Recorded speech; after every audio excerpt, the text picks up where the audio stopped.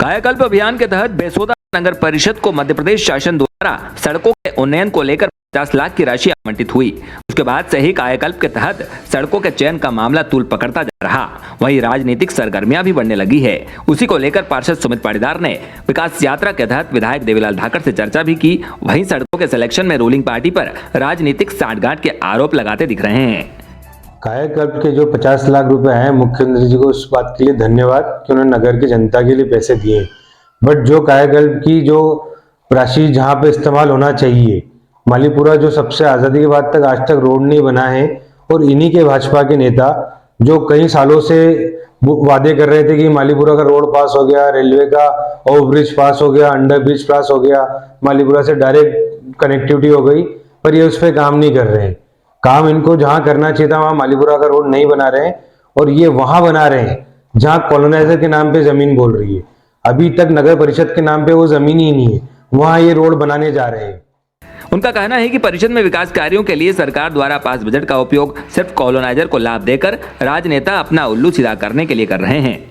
अभी तक ये नीमच से परमिशन नहीं लेके आ पाए, 6 महीने हो गए। दूसरी मीटिंग में हमने ये मुद्दा रखा था, उससे अभी तक लगभग 5-6 महीने हो गए। ये लोग अभी तक नामांकन की एक भी फाइल पास नहीं कर पा रहे हैं, और ये लोग काम कर रहे हैं, भाजपा के नेता काम कर रहे हैं थोड़ा बहुत, वो भी सिर्फ कॉलोनाइजर के लिए, जनता के लिए काम नहीं कर रहे हैं, अपने पेट के लिए काम कर रहे हैं। ये इनको करना चाहिए जनता के लिए काम।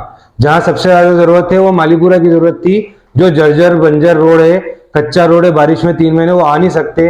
एक साइड रेलवे, एक साइड तालाब है, और बीच में कच्चा रास्ता जो 1-1, 2-2 फीट के गड्ढे हैं, जनता आ नहीं सकती। रेलवे ने रोड ब्लॉक कर दिया है, और इन्हीं के नेता प्रमुखता से उठाते थे बात कि ये रोड बनेगा, इस तरीके से बनेगा। आज भी विधायक जी ने कहा है कि ये जब ये रोड बनेगा कालाकोट से बेसदा मंडी, उसमें बनवा दूंगा, पर जब इनसे कोई प्रमाण मांगो तो ये जवाब नहीं देते। और पिछले 19 साल से ये हर चुनाव के पहले बोलते हैं रोड पास हो गया, ये रोड बनने वाला है, बनता नहीं है। ये बेसदा नगर परिषद आज भी कॉलोनाइजर के, ये मान लीजिए अब कि उनके नाम पे गिरवी है। नगर परिषद अभी तक 15 साल में, 19 साल में, जब से भाजपा सरकार है, ये उसको नगर परिषद नया नगर पंचायत के नाम नहीं करा पाए, अभी भी नहीं करा पा रहे। हम लोग इनको इतना प्रेशर लिए, विपक्ष पूरे दमदार से बात रख रहा है, पर इन कर ही नहीं पा रहे। सर ये लोग बोलते हैं पर बताते थोड़ी कैसे क्या होगा। बिना इनने मीटिंग कर ली और अपने हिसाब से डिसाइड कर लिया। जहाँ जरूरत होगी ना, जहाँ जरूरत होगी वहाँ होना चाहिए ना। मामला है कायाकल्प में मालीपुरा की सड़क को प्राथमिकता न देकर बेसोदा मंडी के डायमंड नर्सिंग कॉलेज वाली सड़कों को बनाए जाने का। नगर परिषद द्वारा न तो इन अवैध कॉलोनियों का नियमितीकरण किया जा रहा और न ही इन्हें नगर परिषद के नाम दर्ज करवाया जा रहा है, जिसके चलते आधिकारिक रूप से कॉलोनाइजरों के नाम दर्ज भूमि पर विकास कार्यों का करवाना शासकीय संपत्ति को चूना लगाने जैसा है। इसी के चलते नामांतरण करने में निकाय के अधिकारियों को पसीने छूट रहे हैं। हालांकि अच्छी बात यह है कि जनसुविधा को देखते हुए जो काम कॉलोनाइजर को विकास की दृष्टि से करवाने थे, उन्हें अब नगर परिषद द्वारा शासकीय बजट से पास करवाया जा रहा है, जिसमें नाली, सड़कें जैसी मूलभूत सुविधाएं शामिल है। पर नगर परिषद बनने के बाद भी बेसोदा मंडी की कॉलोनियों का नगर परिषद के नाम दर्ज नहीं होना अफसरशाही व क्षेत्रीय राजनीति पर कई प्रश्न चिन्ह खड़े कर रहा है। मामले को लेकर पूर्व सरपंच व वर्तमान में प्रतिनिधि के रूप में लोक निर्माण विभाग के सभापति का कार्य संभाल रहे श्याम गुर्जर का क्या कहना है, आइए सुनते हैं। नमस्कार श्याम जी, एसके मीडिया में आपका स्वागत है।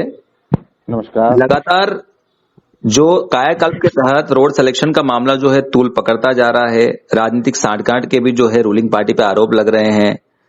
पार्षद सुमित पाटीदार का कहना है कि मालीपुरा का जो रोड है आजादी के बाद से नहीं बना, और उसको प्राथमिकता न देकर के जो जमीनें जो है वो नगर परिषद के टाइटल के नाम दर्ज नहीं है, उन जमीनों पर जो है इस रोड को बनाकर कहीं ना कहीं कॉलोनाइजर को फायदा पहुंचाने का उद्देश्य पार्टी का है। इसके बारे में आप क्या कहेंगे? देखिए कपिल जी, कायाकल्प योजना जो मध्य प्रदेश शासन की बहुत महत्वपूर्ण योजना है, उसके अंदर जी जो गाइडलाइन है जी, उसमें पुराने जो रोड है, क्षतिग्रस्त रोड है, उन्हीं को लिया जा गाइडलाइन है जी, और उसमें 300 मीटर से ज्यादा का रोड अपन को ज्यादा लंबा रोड लेना है जी और रही बात किसी को कोई फायदा पहुंचाने की, तो ऐसा कुछ भी नहीं है जी। मध्य प्रदेश शासन ने 2016 की से जो पहले जो कॉलोनियां कटी, उनका सारा का नियमितीकरण कर दिया गया है और उसका गजट नोटिफिकेशन भी हो गया है। जी और उसके उनके विकास की जवाबदारी भी तय की जा चुकी है नगरीय निकायों को। जी तो ऐसा कुछ भी नहीं है, ये सारे आरोप बेबुनियाद है।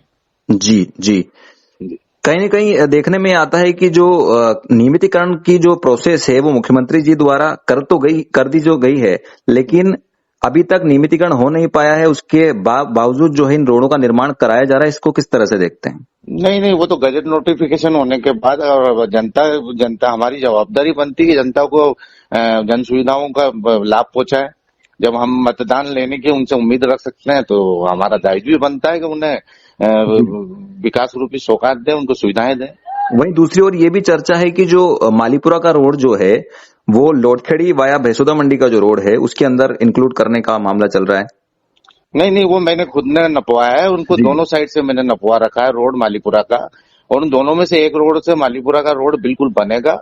वो हमारी जवाबदारी है और हम उसके लिए पहले से चिंतित हैं, और पहले भी हमने कितनी बार उनका उसका मोहरीमीकरण और बोल्डर डलवा के उसको सही करवाया है।